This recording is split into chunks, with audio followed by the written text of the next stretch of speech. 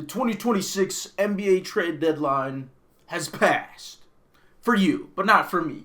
Because the trade deadline ends in exactly 1 hour. Now today, I'm going to be breaking down every single trade that happened this trade deadline. And also, you're going to get a couple of live reactions because the trade deadline is in 1 hour. Now before we start, let's break down the structure of this video. First off, we're going to be taking our appetizers. I want to be talking about a couple of trades that I don't think have that much of an impact on the teams and the players that got traded.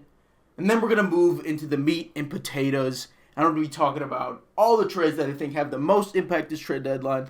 To finish it up for dessert, I'm going to be talking about a couple of teams who I think won the trade deadline and did good, and a couple of teams that were horrible. Without further ado, let's get into it. Now, starting off with the appetizer, we're going to be talking about a couple of trades that, we're talking about every single trade here. So I'm just going to be listing them off, firing them off. First off, the Hawks went ahead and traded Vit Kalij to the Portland Trail Blazers for Duluth Reith and 2 second-round picks.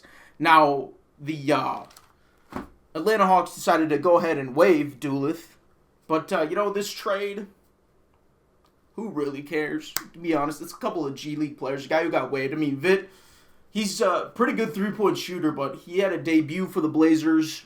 Didn't do too hot. Shot like 1 of 7, so moving on. Not very impactful. Another trade considered in our appetizers list is going to be a trade that sent Chris Paul to the Toronto Raptors, sent Ochai Agbaji to the Brooklyn Nets, and a second-round pick as well. And the Clippers basically didn't get anything from the trade. They got space, so they just got rid of Chris Paul. This trade, no one's really moved. I mean, Chris Paul, I will kind of be surprised. I feel like he might play for the Raptors. He might not play. I'm not too sure, but not moved. Another trade that went down is going to be one that the Cleveland Cavaliers went ahead and sent out a guy who they traded for this offseason, Lonzo Ball, to the Utah Jazz. They also sent 2 second-round picks with Lonzo just to get rid of him and free up some salary, get some cap space. Most likely the Utah Jazz are working out on a buyout with Lonzo, so Lonzo will probably go to more of a title contending team than the Jazz, although the Jazz might be title contending after this trade deadline. Stay tuned. Another trade, Jock Landale got sent to the Atlanta Hawks. He was a part of a bigger trade that we'll talk about later. And the Jazz received just some cash considerations. Tyus Jones ends up with the Hornets, and the Magic just get cash for that deal. Good move by the Hornets. Getting a depth at point guard positions, because you never know with Lonzo Ball. He's injured all the time. Another trade went down with the Warriors sending Trayce Jackson-Davis to the Toronto Raptors for a second-round pick. I like Trayce Jackson-Davis. I feel like he's a good move for the Raptors. A trade could fall into the side of impactful. I really like this, but the Knicks went ahead and traded the guy that they just traded for. But that trade was the Bulls sent Dalen Terry, a guy who I really like. I mean, well, the reason why I really like him is because he's a beast in 2K when I was using him. I always love using Dalen Terry. But they went ahead and got Yaz Buzelli from the New York Knicks. A great move for the Bulls to get a backup center. They didn't really have anybody else. I mean, they traded Vooch and didn't really have anybody else there. So they get Yaz Buzelli, and they had to get rid of Dalen Terry. Now, later on, the New York Knicks, who recently acquired Dalen Terry, went ahead and shipped him off to the New Orleans Pelicans with 2 second-round picks and some cash for Jose Alvarado, Grand Theft Alvarado. A great move by New York. I absolutely love this move. I mean, he's not going to be, scoring-wise, he's not going to be that impactful, but I can see in the playoffs that this crowd and everybody's just going to fall in love because this guy plays with heart. This guy plays with urgency, and I think that's something that the Knicks kind of really need. All right, another trade. The Milwaukee Bucks went ahead and sent Cole Anthony and Amir Coffey to the Phoenix Suns for Nick Richards and Nigel Hayes-Davis. Now, to be honest with you, for the Bucks, not really sure what they're doing. I mean, Cole Anthony, I've watched the Bucks pretty much almost every single game this year, and Cole Anthony barely played, but when he did play, sure, he had, his numbers not good. Efficiency-wise, were not good. But when you see him play, he was really underrated by the way he can get to the basket. He can play make for his teammates. So Suns got a great deal here. Nick Richards going to the Bucks. I think it's an okay move. We'll see. Hasn't played too much for the Suns. It's pretty much a bunch of bench guys for bench guys. So not too impactful there. All right, and one of the last trades I'm going to be talking about in this appetizers tier is going to be the Celtics go ahead and trade Chris Boucher to the Jazz for, I don't think anything, probably just cash considerations. They needed to free up some space, and they go ahead and do that with trading away Chris Boucher. Now, I saw there were a couple of actually live trades that went down here before I talk about more the meat and potatoes type of trades. We saw, let's see, right here. Denver Nuggets are trading Hunter Tyson and a 2032 second-round pick to the Brooklyn Nets for a less favorable Clippers, blah, blah, second. Okay, so basically Denver is trying to get out of the luxury tax, and they go ahead and do that with that move. Boston Celtics are trading Josh Minot to the Brooklyn Nets. Okay, probably for some cash. All right, we got a breaking news trade right here, live reaction right here. We got Eric Gordon. Old man Eric Gordon, man, that guy's been in the league forever. And a second-round pick going to the Memphis Grizzlies for probably just cash, I guess. Okay, yeah, it gives the 76ers flexibility to complete conversion of two-way center, Dominic Barlow. Okay, so it's just opening up space for the Sixers. Not moved at all. Now, before I get into the meat and potatoes trade, the number one name at this trade deadline and this offseason was, where is Giannis Antetokounmpo going to end up? And Shams was saying it every single day in the offseason on ESPN, leading up to the trade deadline a week, was saying Giannis is going to get moved. And then he says, 8 hours, like last night, he's like, all right, watch out, nobody go to sleep because Giannis is on the move. Well, guess what? Giannis isn't on the move. He never was on the move. See, this is the thing that I've noticed with Shams this offseason, and I was telling all my friends who are on different teams, who support different teams, that the Bucks, they're not going to trade Giannis. What Shams is doing, he's just engagement baiting. And now you get the whole internet believing that Giannis is going to get traded when he's not going to get traded. Now everybody's mad at Giannis. Now it's like, what? This loyalty gimmick is so stupid for Giannis. It's like, dude, okay, first off, you can't blame Giannis at all. You have to blame ESPN. You have to blame Shams because Giannis never requested a trade, didn't say anything. It's just been Shams putting out these fake reports. It's like, okay, so don't direct your hate towards Giannis and the Bucks. Don't direct hate towards anybody, but just know the culprit. All right, that was a little tangent I had to run on there.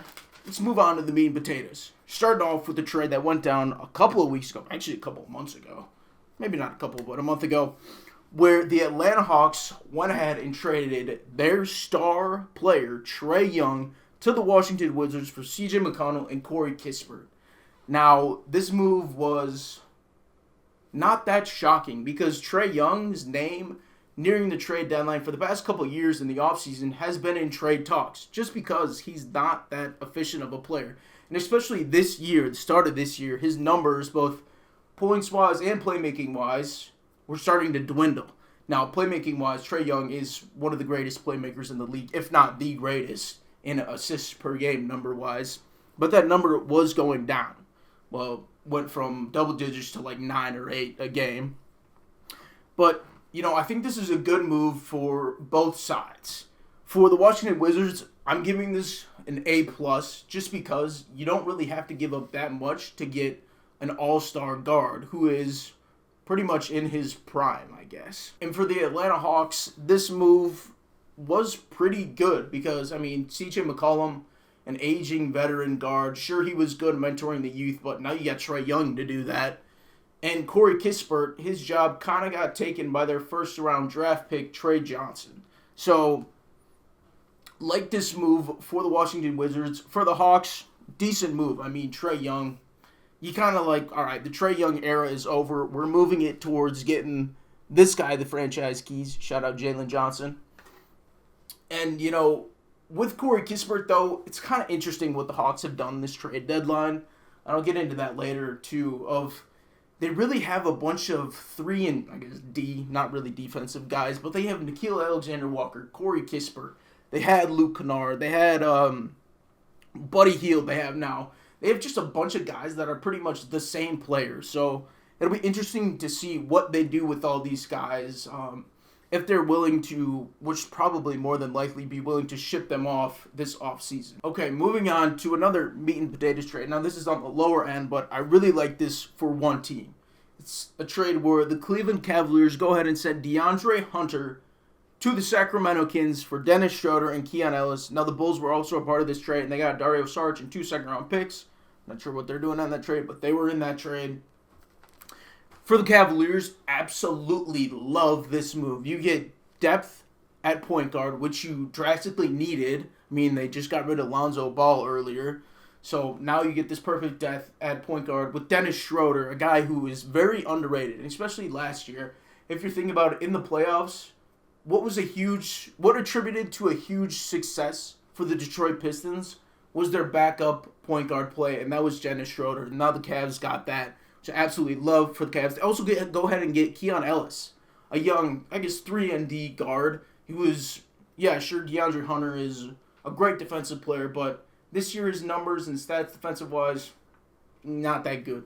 Now you're getting Keon Ellis, who is younger, who is cheaper. This is the main thing about the deal, was DeAndre Hunter was costing, he's about 2 years left on his contract, and it's costing you about $50 million there. And now you're freeing up a ton of cap space where you can bring in more players, in which they did do.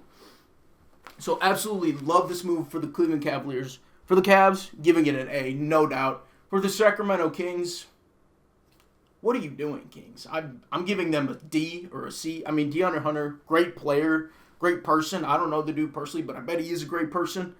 But basketball-wise, trading Keon Ellis, sure, Dennis Schroeder, yeah, you could let him go. You're not really competing for anything. You'd rather see him on some other team. Keon Ellis, though, for DeAndre Hunter, I'm not really sure what they're doing. I mean, it's kind of the same thing where they traded away Tyrese Halliburton for, a bag of chips. Well, Sabonis, not really a bag of chips, but it's kind of like, what do you... the Kings are very weird. The Kings are very weird. All right, moving on. Oh, hold on, y'all. I just saw a breaking news trade. The Los Angeles Clippers are trading Zubac to the Indiana Pacers. Now, I don't know what the Pacers are sending, but this is a really big trade. I mean, Pacers... You could see the Pacers really struggled without an actual center, without a guy. They don't have Miles Turner, so they were kind of struggling without... I mean, they have one of the worst records in the East, if not the worst. And now they get Zubac, a guy who is going to be very good for them. Now, I wouldn't be surprised if Benedict Mathurin is involved in this trade. We'll have to see later on as we go throughout this video. But exciting news for the Pacers here, getting Zubac, a guy who is a double-double machine. Now, talking about one of, if not the most surprising moves this trade deadline, was when the Memphis Grizzlies went ahead and traded Jaren Jackson Jr., John Conchar, Jack Lendell, and Vince Williams to the Utah Jazz for Walter Clayton Jr., Kyle Anderson, Taylor Henrich, George Niang, and 3 first-round picks. 3 first-round picks. Wow. For the Utah Jazz, interesting move. But I love it. Oh my God, I love this move for the Jazz. This offseason, I always thought, and a ton of people always thought, that the Jazz were selling. They weren't buying. Because, they had one of the top draft picks. They drafted Ace Bailey. And they're kind of like, okay, they're going to be in rebuild mode. They're probably going to trade away Lauri Markkanen. Maybe trade away Walker Kessler. And, let's load up on picks. Well, they do the opposite of that. And they get what I think is the most underrated player in the league, Jaren Jackson Jr. I love that guy. He can get it done on both offensive and defensive ends of the court, and he can play make. He can do just about everything you ask him to do. So for the Utah Jazz, I love this move. This moves them from playoff contention to probably about 4 seed. I would say 4 seed. Because, this Jazz team is... Don't be surprised if they make a run at the playoffs. Now, they don't have experience like the other teams do, but who knows? They could make a run. Now, for the Memphis Grizzlies, the big thing is getting the 3 first-round picks and also getting a guy like Walter Clayton Jr. They've kind of been... It's really weird. The Grizzlies this offseason, they were kind of loading up on guards And then they traded away Desmond Bane for 4 first-round picks and a couple of guys. And you're kind of like, whoa, holy, all right. That kind of opens up the way of Coward, their new guy that they just drafted. But now they're going into full rebuild mode. And I wouldn't be surprised in the next 40 minutes if Ja Morant does end up getting traded off the Memphis Grizzlies. Now for the grades, for the Utah Jazz, I'm giving them an A. I love this move. I mean, getting rid of 3 first-round picks, especially this year's first-round pick, not that, you don't really want to do that. It could become like a top pick because it is the Jazz, but I think now with adding Jaren Jackson, it probably will be around maybe 15 area of where they get drafted, 15 to 20, because I think they will make the playoffs. But 3 of those. So the Memphis Grizzlies, I'm going to give them a B+ for getting 3 draft picks and also get a Walter Clayton Jr. For a new trade I want to talk about, we're going to be talking about one where the Bulls get both Jaden Ivey and Mike Conley. The Pistons get Dario Saric, Kevin Huerter, and a 2026 first-round protected swap.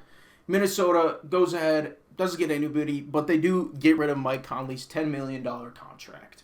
For the Bulls, I think this is a pretty good move, getting Jaden Ivey, a guy who was on the Pistons, wasn't really doing much. I mean, he's dealing a ton with injuries, and he turned out more to be a bench guy because they didn't really need him in the rotation. So maybe he finds a new home in Chicago where he thrives. I hope he does. Love the dude, Jaden Ivey. He's a baller.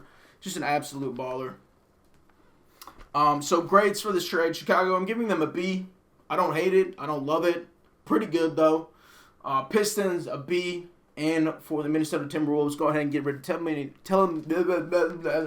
go ahead and getting rid of $10 million in cap space, giving them a B as well. So B's across the board. Now we got the Bulls again in another trade. One that goes ahead and sends Nikola Vucevic and a second-round pick to the Boston Celtics for Anthony Simons. Now, this trade, I feel like it's going to be slept on a lot because Anthony Simons is a baller. I believe he's a baller. Now, I went ahead and when I was making videos on TikTok at the beginning of the year talking about each team and, what the moves they made this offseason, when I was talking about the Portland Trailblazers, I was highlighting, Anthony Simons. I thought, Anthony Simons was a baller. He was 20, 25 points per game kind of dude. But a lot of the Portland Trailblazers fans were like, this dude is not that good. Well, he's good, but he's a shot chucker. He just throws up a lot of shots. And I was like, okay, I didn't really know that about his game. I knew he learned under Dame, and I knew he was a high-flying athlete, and he can do a ton of stuff, but I didn't think he was, not efficient that wise. Well, it turns out, apparently he was, because Boston wasn't that great for them. I really expected him to take a huge leap in his game because there was no Tatum, so they really needed a clear number 2. I mean, Derek White was always going to be the clear number 2, but, you never know if somebody could emerge like that onto the scene, like Anthony Simons. But, didn't do too much for them, and when he did play, it was kind of more of a, all right, he's playing, he's in, but he's not doing much, and he was more of a bench and kind of garbage time-ish kind of player. So what the Celtics go ahead and do, they go ahead and swap the player, which they didn't really need, kind of like Drew Holiday for them. They have him, and he's good, he's playing well. They don't really need him. They need a different position. And they go ahead and do that, getting Vucevic. Great move for the Celtics. I mean, Vuce, older guy, but he can still make difference. Now, defensive-wise, no, you're going to be relying on Kata defensive-wise, but offensive-wise, I think it's a good move for the Celtics. So for grades for this trade, for the Bulls, I'm giving it a B. I mean, they don't really have that much depth now at center. I mean, they got Yaz Buzele and they got some other dude in the draft, Lachlan Aldrich, I think his name was. So not too much depth there, but I'm giving it a B. And for the Celtics, I'm giving it a B+ because I definitely think it's an upgrade to their roster. All right, and the deets just came in on that Zubac trade. The Pacers are sending Benedict Mathurin, called it, Isaiah Jackson, pretty good, 2 first-round picks, whoa, and 1 second-round pick to the Clippers for Zubac and Kobe Brown. Wow. Okay, it's going to be interesting to see what 2 first-round picks they are. If it's this year, then it's going to be holy blunder. What are the Pacers doing? But, I mean, Zubac, It's a great move. Now, if they're in like 2030 something, where they think they can repeat their success of going back to the finals, kind of like they did and making deep playoff runs, then good trade for the Pacers. For the Clippers, full rebuild mode. I wouldn't be surprised in the next... Oh, my alarm clock fell. I wouldn't be surprised in the next 35 minutes. I don't know if y'all can see that. 35 minutes. If Kawhi Leonard goes ahead and gets traded. Don't talk about another trade.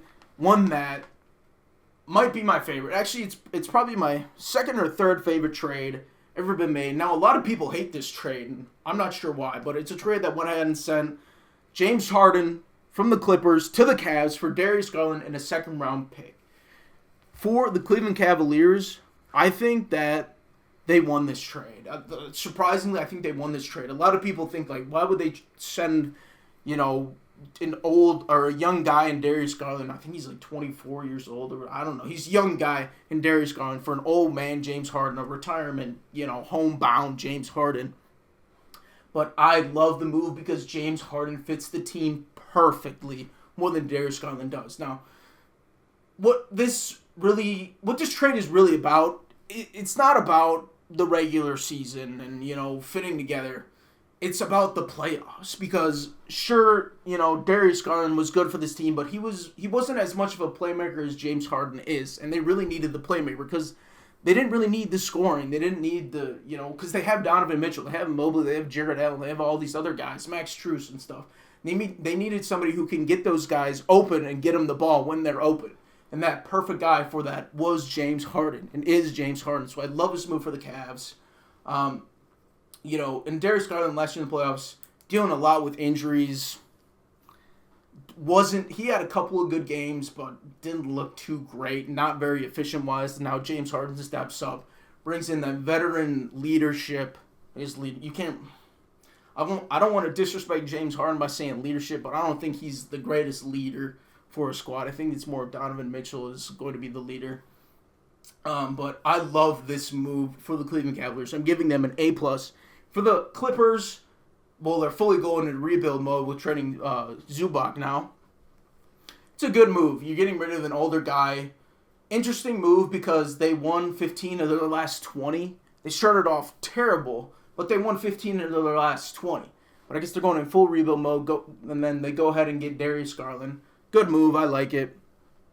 So, Cavs giving it an A+. Clippers, I'm giving it an A. I was going to say a B+, but I'm giving it an A if they're fully rebuilding now. All right, another massive trade. One that went ahead and sent Anthony Davis, Jaden Hardy, D'Angelo Russell, and Dante Exum to the Washington Wizards for Chris Middleton, A.J. Johnson, Malachi Brahman, and Marvin Bagley III with 2 first-round picks and 3 second-round picks. Now, this trade is I don't know. It's pretty crazy because, on one hand, you're thinking, okay, Washington, they're building something. They're really building something with getting Trae Young and making all these trades because they kind of rebuilt, and they got with Alex Sarr, Bilal Coulibaly, Trey Johnson, there's Bub Carrington. They kind of have the steps for the rebuild.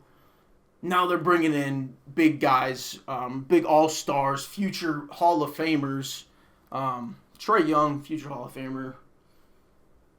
Maybe. We'll see. We'll have to see how the rest of his career pans out. But the other hand of this trade, Washington giving away 2 first-round picks. Kind of like, why would they do that? Why would Washington do that? No, pretty sure. Hold on, give me 1 second. Now, the first-round picks go ahead and end up being the 2026 Thunder first-round pick, which would probably be late 20s, maybe even 30, and a 2030 protected Warriors first-round pick, which could end up being really good. I mean, 2030 is in 4 years, and will Steph Curry still be in the Warriors? Probably not. He'll probably be retired, so the Warriors are pretty crap, but it is protected. So it's not terrible. It's a decent picks to get rid of. If those are the picks you're getting rid of, it's a decent move. But it's kind of like Anthony Davis with Washington, I guess. Like, I don't know. I mean, he's injured all the time, so we'll have to see how this plays out. But the Wizards, who are 13 and like 30-something, who are one of the bottom teams in the East, I don't know if they have enough time to make a full playoff push to get in the play-in. We'll have to see. And if, especially with Anthony Davis injured right now, and he's always injured, and Trae Young injured right now, always injured, we'll have to see. Maybe this is more of a next year sort of project. So for this trade, Washington, I'm giving it an A-. I actually really like this move, surprisingly like this move. For Dallas, we'll have to see. They're probably going to buy out Chris Middleton's contract. He's going to go somewhere else. A.J. Johnson, young player, watched him on the Bucks, watched him on the Wizards, didn't play that much. He's got potential, but he's like 20 years old, so you don't really know. The rest of those guys, Bagley is actually having a huge year, so I like this trade for the Dallas Mavericks. I mean, you have center depth. They have Derek Lively, they have Gafford, they have P.J. Washington. Not really a center, but we'll count it as a center. But I mean, Anthony Davis, 100% the best out of that group. But I mean, he kind of wanted to go somewhere else. It seemed like that his agent was kind of pushing him to go somewhere else, and that somewhere else is the DC. So only time will tell with this trade, but Dallas, I'm going to give it a B. Now talking about my favorite trade that went down, and my God, do the rich get richer. And that trade is one that sent a 2026 Rockets first-round pick and 3 second-round picks to the Philadelphia 76ers for Jared McCain. For OKC, great move. Are you kidding me? Like, the dude last year, Jared McCain, was in conversations for Rookie of the Year before he got hurt. Now, granted, this year he comes back. He's a little bit slower and isn't that exciting and pretty much only plays in garbage time, but I feel like they're going to unlock him again. They're going to bring him back to life. And all you had to do was give up probably around a 22 to 30-ish, probably not 30 because they're not going to win the finals, but 22 to 30-ish first-round pick for Jared McCain and just 3 second rounds, which who cares? Great move by OKC. They continue to amaze me of what they have done and what they're doing. A great organization there. Absolutely love this move for OKC. A+, amazing.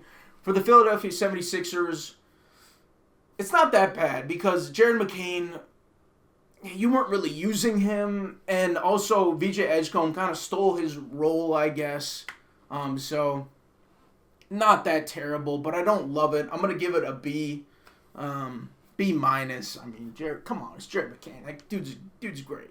All right, moving on. Now we saw the Bulls involved in another trade, one that goes ahead and sends Kobe White and their recently acquired Mike Conley to the Charlotte Hornets for Colin Sexton, Ousmane Dieng, who I thought was on OKC, guess not, and 3 second-round picks. Bulls, what are you doing? Like, with this trade, what are you doing? Sure, you go ahead and get rid of, Mike Conley's contract. Nobody wants Mike Conley's contract. Oh my gosh, nobody wants it. I guess Charlotte will take it. If they go ahead and can get a guy like Kobe White, who, Colin Sexton is having a great year. But, I mean, if you're replacing him with Kobe White for the future, great move. For Charlotte, this is an A+, easy A+. Love this move. For the Bulls, don't really love this move. I'm giving it a C. All right, and last night, the Warriors finally decided to do something. I mean, Jonathan Kuminga last year requested a trade, and then he didn't want to get traded, and then signed a contract, and now he wants to get traded, and he goes ahead and ends up getting traded and Buddy Hield with him to the Atlanta Hawks for Kristaps Porzingis. Now, Warriors and Warriors fans, I'm sorry. Kristaps Porzingis, he's a good basketball player, all right? But this trade wasn't, for me, this trade wasn't about moving the needle to becoming championship contenders. This trade was about just getting rid of Jonathan Kuminga. And, we got to throw Buddy Hield in there because no one else is going to take this guy or, is going to give us anything better than Kristaps Porzingis. So, for the Warriors, I'm giving it a B. Kristaps Porzingis currently doesn't really play. I mean, when he has played, it's around 15-ish points per game, maybe a little more. Rebound-wise, So, I mean, they got rid of Trace Jackson Davis, kind of replacing him now. But yeah, we'll see what they do. If this trade is a success for them, I don't think it moves the needle at all. But for the Atlanta Hawks, love this trade, love this move. I mean, Kristaps Porzingis weren't really using him. They were using him, but they weren't really they didn't really need him. Now you're adding to your young team, to your young growing team with Jonathan Kuminga, but also Buddy Hield. Adding Buddy Hield. Interesting. Like I said before, they pretty much got the same guy 4 times. For the Hawks, I'm going to give it an A. Hey, sorry for the jump scare. What I realized when I was editing this video was I missed a couple of trades. Now, I had to include them, starting off with a couple of appetizers, starting off with Tyus Jones, who was originally on the Magic, got sent to the Hornets. Now, the Hornets go ahead and deal him off to the Dallas Mavericks for Malachi Brahman, a guy who was a part of that AD Wizards deal. Not moved. Another trade was between the Bucks and the Suns, which I originally stated, but with Cole Anthony and all that. Now Nick Richards was originally making his way to Milwaukee. He went ahead and got it rerouted. Now he's going to Chicago, and Usman Dieng is going to Milwaukee. Now let's talk about the meat and potatoes, the main trade, which I wanted to talk about. Trade between the Bulls and the Timberwolves, which goes ahead and sends Ayo Dosunmu of the Chicago Bulls, a guy who's kind of emerging, having an emerging year, scoring about 15 around points per game season there. Goes to the Timberwolves for Leonard Miller, 4 second-round picks, and the 8th overall pick of the 2024 NBA Draft, Rob Dillingham. Now, this trade is pretty crazy because the Timberwolves, yes, they gave up the 8th overall pick of a couple years ago's draft, but they weren't really using him, and, when he was playing, it wasn't too exciting, so they go ahead and flip him, a couple of picks, and another guy for Ayo Dosunmu, a 15 points per game scorer, like I said. Something that they really needed. They needed that depth scoring-wise at point guard for their bench. So, perfect move for the Wolves. And for the Bulls, yes, you give up Ayo Dosunmu, a guy who's, you're actually having a pretty good season. The Bulls are. They're having a pretty good season, and he was a part of that. But now you're kind of moving him on, and you're, I don't know. It's kind of weird, but let's just start off with the grades for this trade. For the Timberwolves, I'm giving it an A. Right now for the grades, I'm giving it an A. For the Bulls, I'm giving it a B. But in the future, Dillingham could turn out to be a gem that the Bulls are going to unearth. And for that reason, I'm going to give them a B. Could be an A. Timberwolves, A. Could be a B. Yeah. And another thing I want to quickly mention was the buyout market. Stay tuned for the buyout market. I don't have it in this video, but top name to watch, Cam Thomas, a guy of the Brooklyn Nets who was probably going to get traded. We all thought he was for probably the past 2 years now. Doesn't get up traded, and the Brooklyn Nets just go ahead and decide to release him. So, biggest name right now in the buyout market. All right, now let's talk about the last trade I have written down on this list, and then I'm just going to be sitting my ass in this chair watching my screen for any updates. So we'll see there. And now this is a trade that has been long awaited for Laker fans. It's a trade that goes ahead and sends Gabe Vincent and a second-round pick to the Atlanta Hawks for Luke Kennard. Now the Lakers get Luke Kennard. Good move for the Lakers. I mean, Gabe Vincent, I know a ton of Lakers fans. They do not like Gabe Vincent, so they're probably jumping for joy with this trade. And you're getting Luke Kennard, a dude who can ball out, who can shoot, great three-point shooter. So good move for the Lakers. Going to give it an A. For the Atlanta Hawks, didn't really need Luke Kennard. I guess pretty much the best thing is the second round pick in this trade. So I'll give him a B. All right, y'all. Time to sit my chut ass in this chair and wait for some notifications.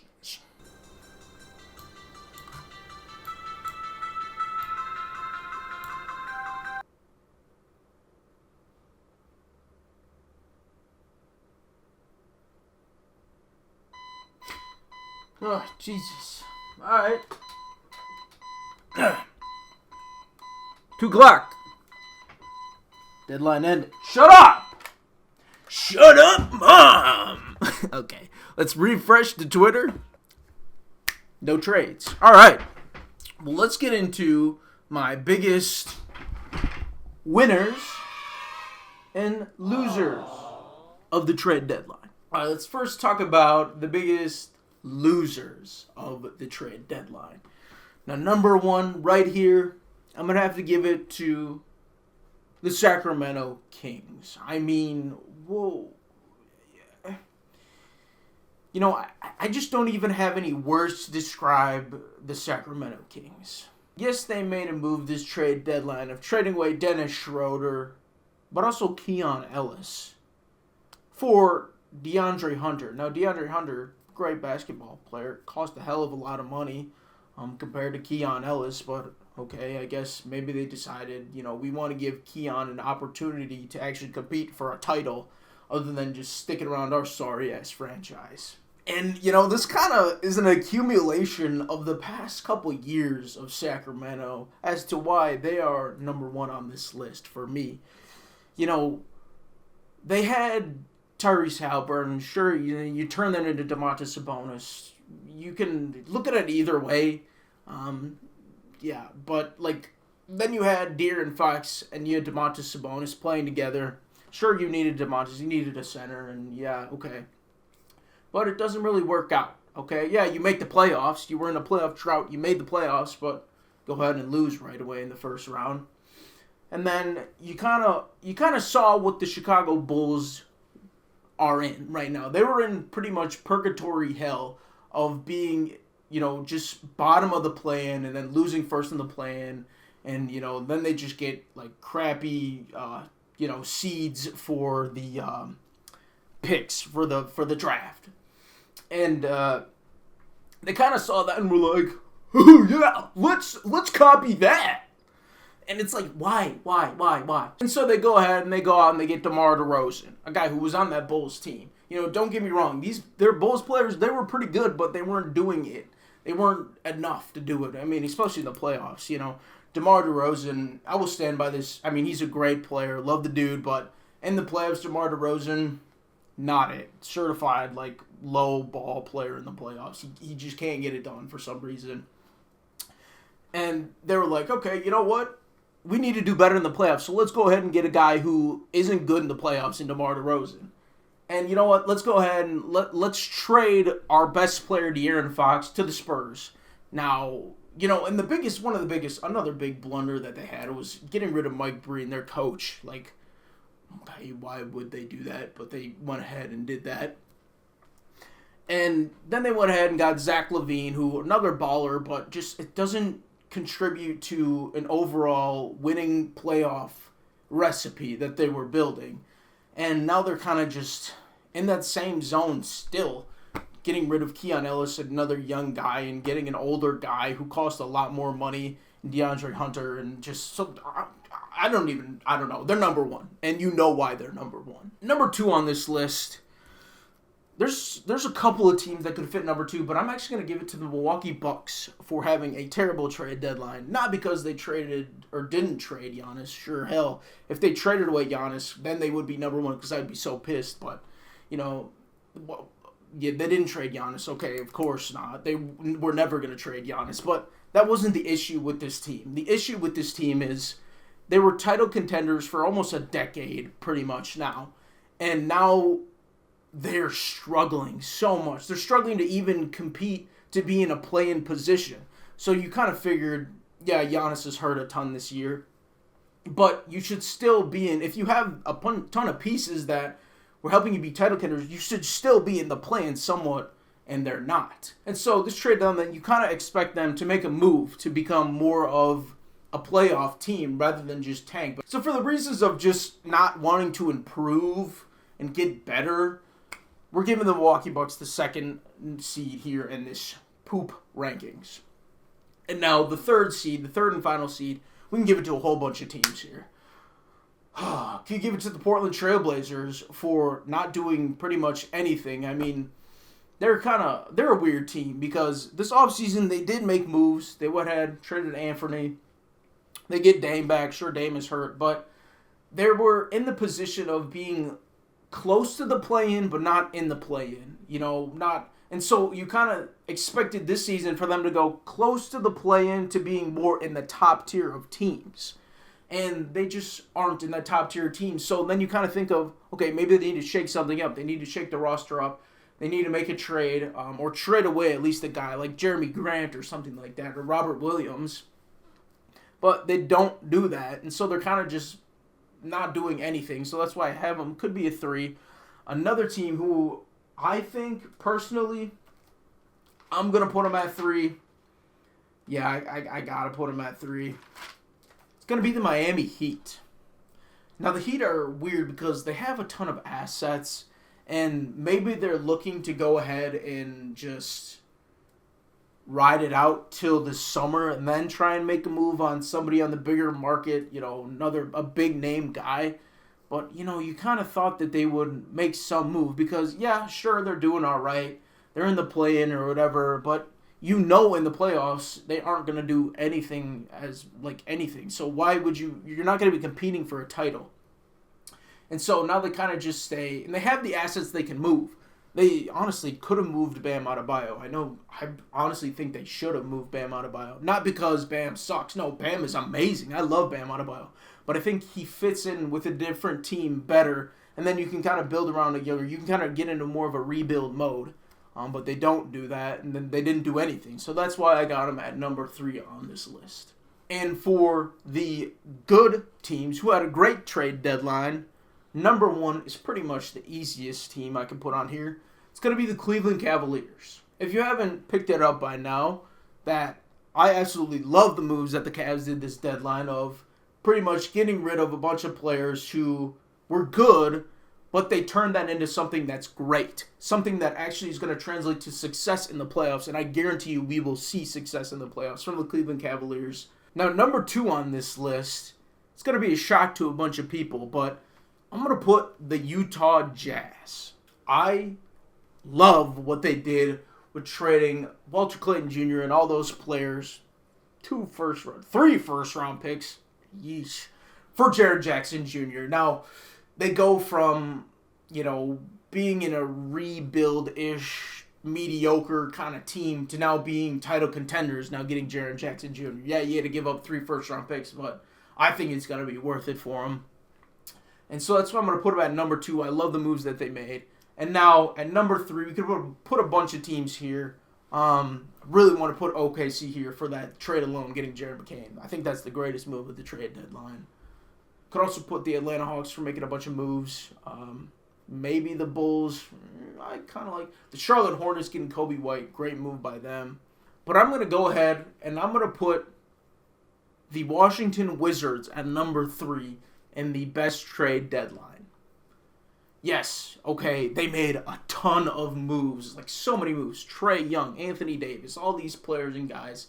And, yeah, they had to get rid of first-round picks to get Anthony Davis, but they're going to turn out to be not so great first-round picks, except for maybe one of them, that 2030 Warriors pick.